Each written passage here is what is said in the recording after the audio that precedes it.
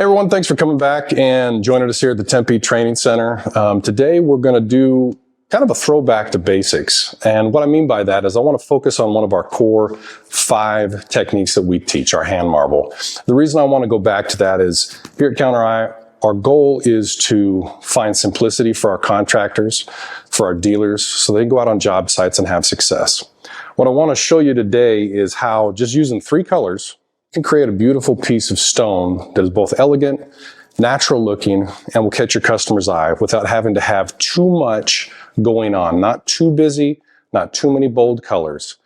Troy and I have done a couple really bold and bright ones the last couple videos that we did, and there's nothing wrong with that. We want to be able to show you what things are possible, but we also want to get back and show you what things are going to be more realistic in your customer's home. So that being said, I want you to see, Chris is going to come in here and get a little close-up of what we got going on here. This is our island that you always see us doing. I've prepped this by sanding it and applying a primer to it. We always need to make sure that our substrate, whatever it is, whether it's a laminate, a granite, even if it's an MDF, that you've properly prepared your substrate so you can get in there, you can lay a coating down that will both be beautiful and will adhere to it and last a long time for your customer, okay? Today with our hand marble, we're going to have 3 colors. We're going to start out with a white, our pigmented white liquid. And then we're going to use a liquid black, and then we'll have 1 metallic. If any of you have attended our classes before, you'll know that I always teach, we go from darkest to lightest with the exception of black in our highlights. This is going to be a little bit different, and the reason for that is because the volume we're going to pour out of the white is so much more than all the other colors.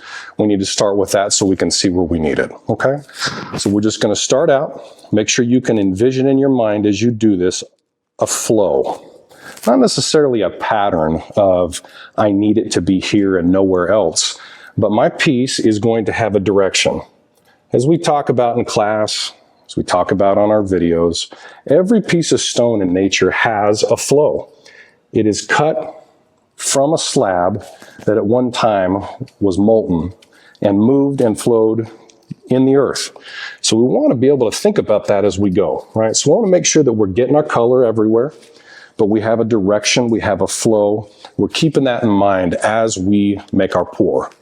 As you look at how I'm already laying this out, you can kind of see that I'm directing this in a diagonal pattern from one corner to the other, essentially. Now, that doesn't mean I'm going to make straight lines that go that way, but I want to make sure that I remember that so that as I'm laying my colors out, as I'm moving my hand with the technique that we use, that I'm not dragging things perpendicular to one another and making different angles that don't look natural. This is a metallic.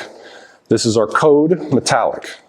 It's a beautiful, kind of a deep blue color, adds a lot of depth. Anything in nature, anytime you see it, whether it's in a granite or stone, always jacks up the price, always adds a sense of luxury and elegance that you can't find in any other way. So we're going to add that to this piece today. Again, when we lay out our hand marbles, there isn't necessarily a right or wrong way to lay these out in the sense of I have to fill in all of these gaps. I have to pour it where there isn't any. Yes, we want material on our entire field. We want it everywhere out there. But that doesn't mean it has to be linear in the sense that it's going to fill every gap that exists. We need to make sure that, again, we're anticipating where we're going to put our color, why we're going to put it there, how it's going to continue in our piece. Now, generally, when you see Troy or I, or if you've attended one of our training classes, you've seen us use multiple colors, 5, sometimes 6 different colors. I want you to be able to see in this piece that only using 3 colors will still produce really great results. You're still going to get something that will look natural and beautiful. But you don't have to do a whole lot as far as mixing 85 different things, trying to blend them and see which one lays best next to each other. You can do something that is a little bit more simple, a little bit more basic, and still have a great result, okay? So with our black, we will stick to the black being the last pour in. And as we do that, we're going to pour into our other colors. It's real easy when you're pouring a big project like this to get a little heavy-handed with your black. Get a little excited. Put too much in. Remember, in light colors, especially white, black will eat your project. So you don't want to use too much, but you want to make sure everything gets a piece. I shouldn't have thrown this stick away, so I'm going to grab it real quick before it gets too bad. We want to make sure that we saturate our field with a sprinkle of black everywhere. And remember, the reason we do this is it adds a layer of depth that you can't get with any other color. All right, we would like to avoid as much as we can just dumping black all over in these open spaces. But as you can see, because of how large this is, we can't necessarily avoid that. So, like we've talked about in class, like we've seen in previous videos, the reason we're coming back to basics on this is one of the most easy, stress-free techniques that we teach in our classes. I want you all to remember that as I do this, you're going to see certain areas that I'll skip, I'll come back to, and I'll explain it as I do it. But the reason it's so simple is you have to trust the process. Once you accept that your first pass over everything will make this look like kind of a mess, kind of a box of melted crayons, if you trust the process and follow the steps that we've laid out, you're always going to have a good result. This is one of the most satisfying techniques to do because you can almost every time guarantee it's going to turn out really, really nice. Okay? So what we're going to do is we're going to get in there. We're not going to go flat-handed, palm down. What we want to use is the flat part of our fingers. We want to get in there and move our material, right? We want to be excited about it. We don't want to be scared and say, oh, I can barely touch this. Get in there. Don't be scared and move your material around. Get your coating across your entire surface, right? So when we do this, just like we talk about in class, the key is to be random. Okay, so we want some long strokes, we want some short strokes, we want everything in between. Our epoxy's a little cold today. Happens. We'll heat it up before we give it some ISO. As you can see, I'm not doing anything with a whole lot of direct purpose as far as I need this to go a certain way, except for I'm keeping my flow from one end to the other. Past that, I want this to be random. I don't want a lot of linearity in it. I don't want a lot of straight strokes. I want to make sure on my initial pass here anyway, I'm getting everything nice and coated, especially those faces. We talk about that a lot on this channel. We talk about even more in training. We go over that in depth with our dealers. Why the faces are so important. Faces are so important. I'm going to reiterate this, even if you've heard me and Troy say it a bunch of times. The faces are so important because they are the first thing that your customer will see when they enter the kitchen. They see faces that are not covered correctly, that have excess drips, that have missed spots. They're going to notice that, and that's going to detract from the project. You don't want your customers doing that. That will be something that will cause you to regret not being a little bit more careful, okay? So as you can see, I'm really getting after this because this epoxy is a little cold, so we want to make sure that this is getting all these faces nice and evenly before I come back. So you're going to notice I'm going to skip some areas here, and I'll show you why once I get a good coating on everything. But again, there is no real wrong way to do this unless you just don't get yourself coated correctly. So because this epoxy is so cold right now, my main goal is going to be to get everything moved and covered. We'll go back and manipulate just a little bit after I get everything where I'd like it. Okay.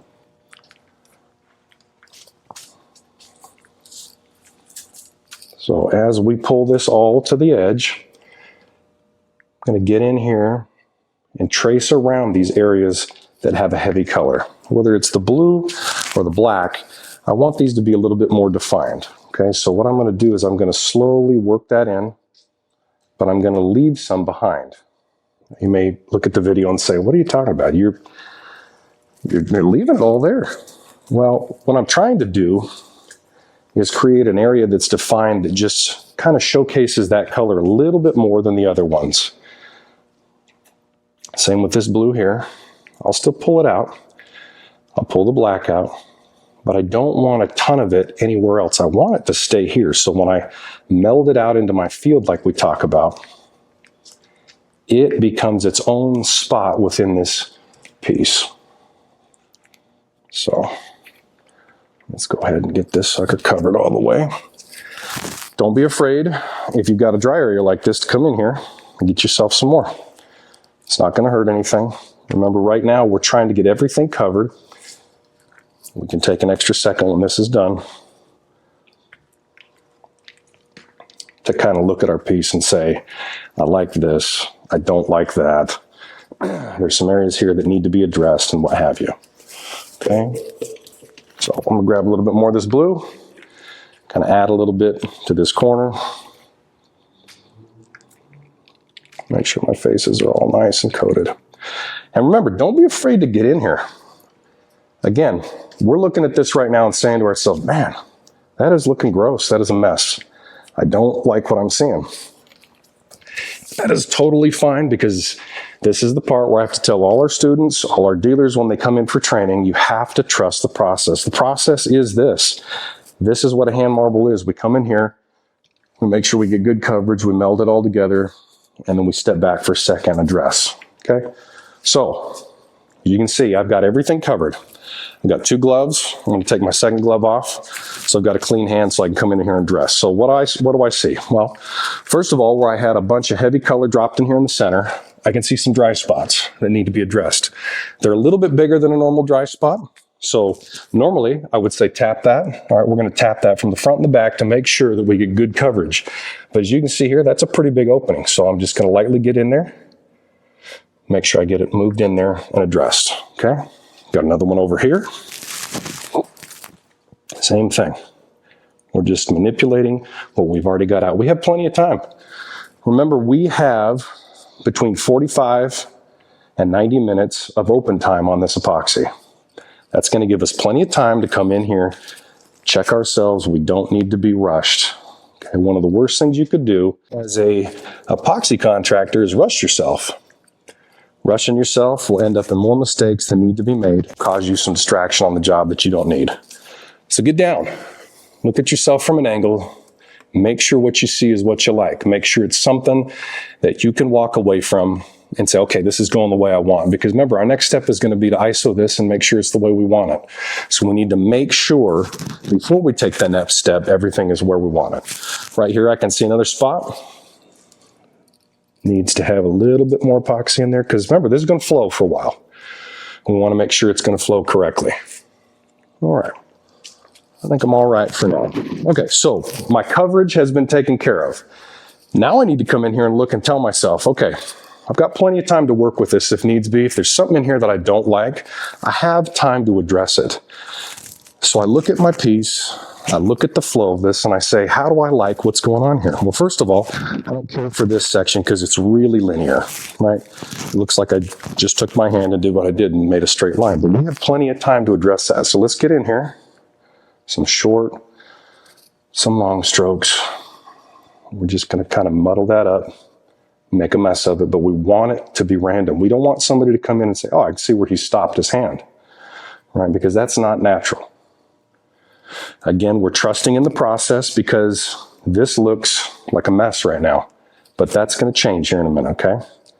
So make sure that you address these areas that you don't like. You have time to deal with it. A little bit of a pro tip, think to yourself, I'm in this area that's got all the colors mixed together. So I've got a little bit of gray, a little bit of black, a little bit of white, a little bit of the blue. Now I'm getting some grays in there. I like that there's definition of color. I like that I can see where the transition from one color goes to another color. So I don't want to grab in here without wiping my paw off first and then going back into it. If I drag this across, I'm going to muddy my whole piece. Okay, so I've got some places in here that look real linear. I'm just going to come in here and clean that up. Remember, random is the key. Always the key is to be random. Okay, some short, some long ones. You don't have to spend a ton of time in it. Sometimes it's good to be flat, sometimes a little bit of fingers, right? Just to change it up. Make it look random. Because when you hit it the right way after this, it's going to be a lot more natural if it's random. Okay, so that's looking a lot better. We'll come in here to the center section. I'm actually going to leave these two areas right here where you can see the black has a sharp, the blue has a sharp, and the white has a sharp contrast. I'm going to leave them in there. I probably shouldn't, and the reason why is I want you to be able to see what happens. I teach a lot of my classes, my students, to not make perfection unless you can recreate it continuously, consistently. make sure you can see what happens when you mess up. I shouldn't say this is a mess up. It may turn out really cool. We're going to try it out, okay? But I still don't like how linear this section is here. So I'm in my blue. I'm not mixing it with any other colors because I want that definition. But even though this area right here is very unique, we'll call it that, with this almost a shell looking area here, I don't know how that's going to turn out. So I want to let it be. I want to see how it will turn out. So I'm going to come in here and check a couple areas. And then we'll take one extra step we don't normally take when we do hand marbles, but I'll explain to you why we do it. Again, I'm going to make sure my faces are nice and coated. Make sure I look around, see if there's anything I do or don't like. Come in here, make sure it's nice and random. Okay. So making sure you always take your hand off your piece or off your sample board is really important. The reason why is if I was coming through here on my piece and I stop and pick up, you'll see that. If I come to the end and stop and pick up before I go off the edge, you're going to see that. We'll come back to these areas here once I ISO it up. Okay, but we're going to come over here and look and see if there's anything else I don't like. A lot of swoopiness in here without as much randomness as I'd like to see. So I'm just going to make it a little bit more random.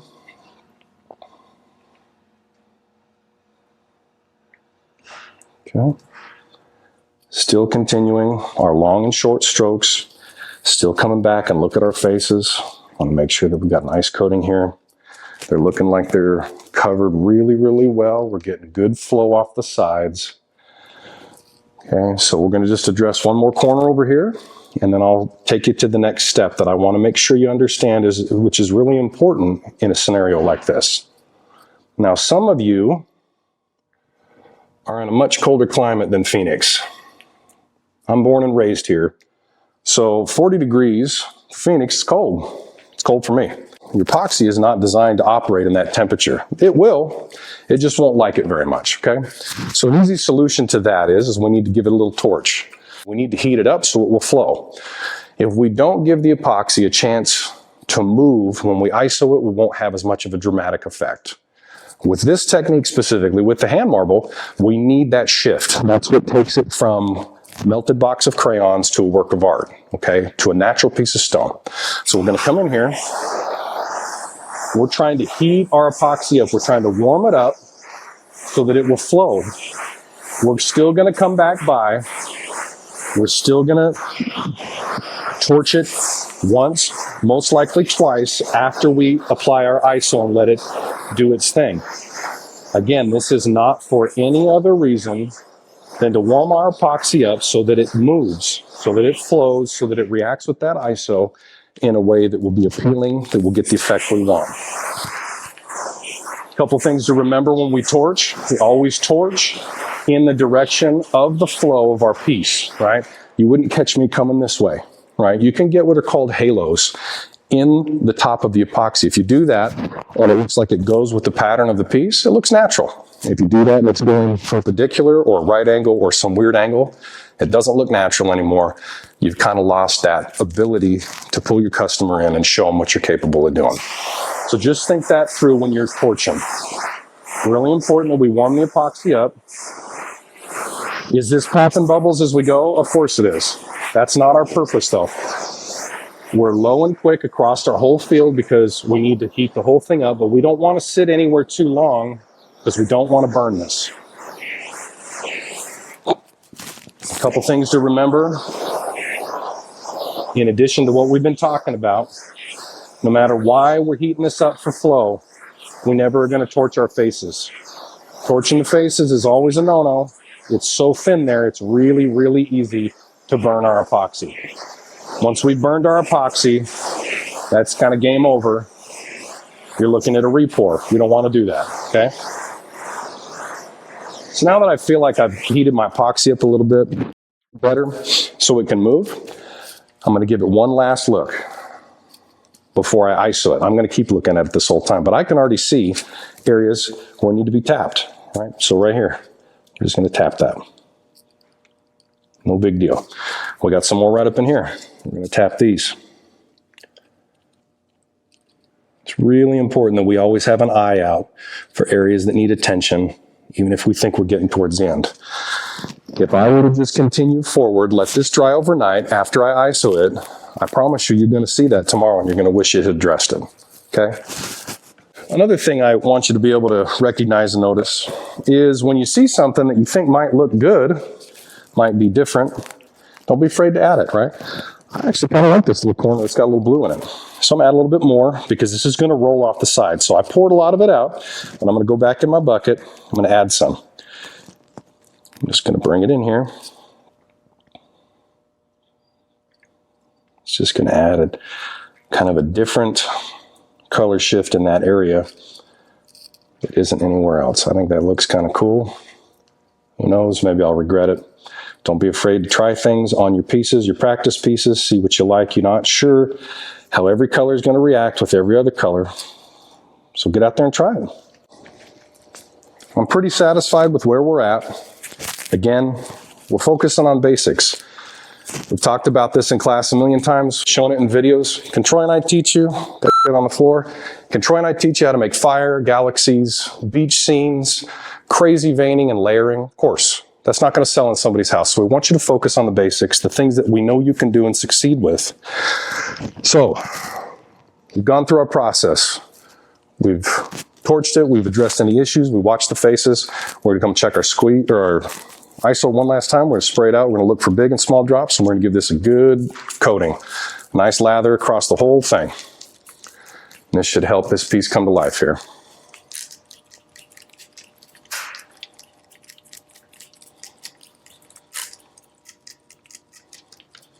Just get it on everything.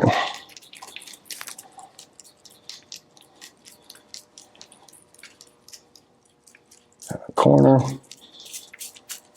I think we're good. And you can already see how it shifts dynamically through different areas to kind of take on that marble effect. So now's a good chance that we're playing with stuff. Do we like it? Do we not like it? Was this something that we think we could put in a customer's home and be okay with? Well, let's analyze it. Let's not be scared to be self-critical here. I do it all the time. That's how I get better at things, okay? Number one, do I like this corner? I think the corner's cool. I don't know if I would necessarily keep it, but it's there. The areas that I left with my fingers stopped, you can see exactly why I say not to do that. That doesn't look natural for it to just come to a complete stop like that in the middle of the piece. Other places of note are places of linearity behind here where it looks like it's going straight. Those are easy to fix. Those are random things. Do we still have time to go in here? You bet. Let me show you how we do that. We can just get right in here right now. Come in here. Mix it up a little bit because I don't like how straight that is. Right? We've got a little ISO in there. That's going to help us out a lot. I'm going to move that around. Some long, some short. I don't like the start and stop point where that cone area was, the shell looking place. So I'm going to get in there. I'm going to mess that up a little bit. Remember, you have time to do this. Don't be afraid to get in there and do it. I'm not showing you these videos. I'm not making these videos because I am the all-knowing master of the universe. I'm showing you these videos because anybody can do this if they take the time to process the steps that we teach you, listen, and then apply them and trust the process. If you can do that, you can make anything look natural. And that is the goal of what we do. Okay, so now I've blended that a little bit more. Pick these up off the ground. And we're just going to hit that area. We don't need to flood the whole thing. We're just going to hit that area that we just manipulated with some more ISO.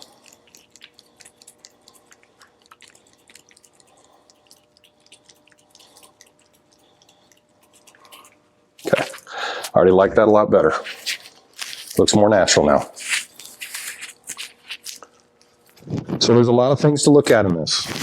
Is it too much? Is it too little? Should I have added more of this? Should I have added more of that? If I had to redo it, I would have put more white in this. The black is very strong. The black turns things really gray, takes away from my other stuff.